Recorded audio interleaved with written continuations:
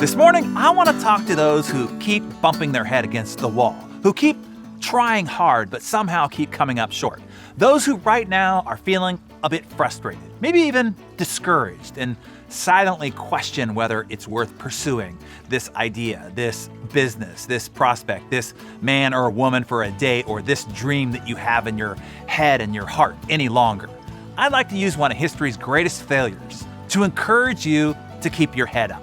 The one who said, courage is going from failure to failure without losing enthusiasm. This guy was a failure at school. He performed poorly in every subject except for history and English composition. He had a speech impediment and suffered terrible nervousness when asked to speak. His goal was to attend the Royal Military College, but failed to pass the entrance exam. He mustered up the courage to take it again, and once again failed. Down, but not out, he brought in reinforcements, a military tutor, and he finally qualified the third time. But not for the infantry, as he desired, only for the cavalry class, which had lower standards. When he began in politics, he suffered a setback after setback after setback. It took him 8 years before he gained a cabinet position, and 3 more before he became First Lord of the Admiralty, which is kind of like the U.S. Secretary of the Navy. In this position, he led an amphibious assault during World War I against the crumbling Ottoman Empire.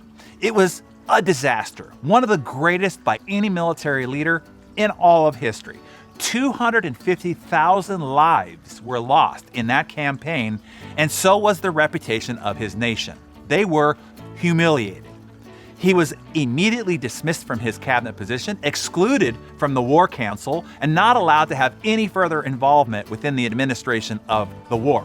Essentially, it meant that he was politically terminated. By age 30, his career was over. But this is also the guy who said, success is never final, failure is never fatal. It is the courage to continue that counts. And continue he did. 2 years later, he became the Minister of Munitions, then subsequently Secretary of State for War, Secretary of State for Air, then Secretary of State for the Colonies. And it was this man of great resilience that the British people relied upon during their darkest hour. During World War II, Nazi Germany was trying to bomb Britain into oblivion during what they called the London Blitz, from the German word Blitzkrieg, which means lightning war. Relentless, around-the-clock bombing from September 1940 to May 1941. Nearly 2,000 people were killed or wounded in London's first night of the Blitz. In the first 24 nights, more than 5,300 tons of bombs were dropped on London. 2 million houses were destroyed. 32,000 civilians were killed, and 87,000 were seriously injured. A poll calculated that the civilian morale in many areas was zero. One observer claiming that everyone looked suicidal. Only half the population even expected Britain to fight on.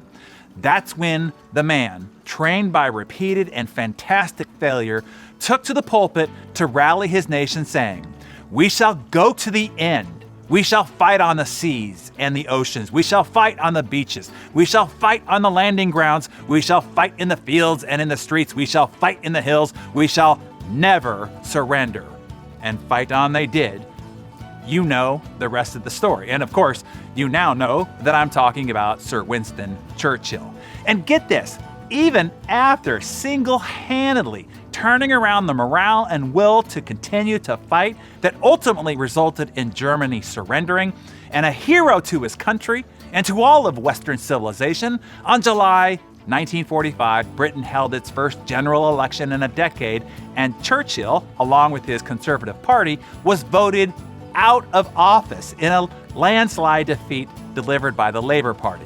Churchill, defeated, once again, knocked down, but still not out. Churchill then became leader of the opposition and was re-elected prime minister 6 years later in 1951 and held the position until he retired in 1955.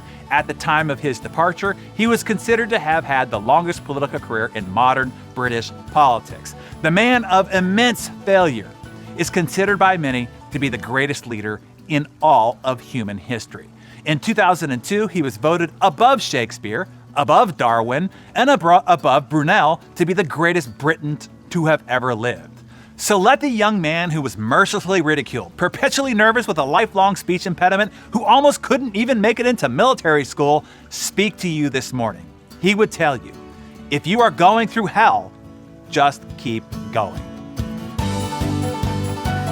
Back 10, 15 years ago, don't you wish you bought tons of Google or Facebook stock, or all the Apple stock you possibly could before the release of the iPhone? Well, there's a technology innovation that is being said will create more new wealth in the next 10 years than has been amassed in the last 100 combined. If you own or lead a business, you're going to want to see this before your competition does.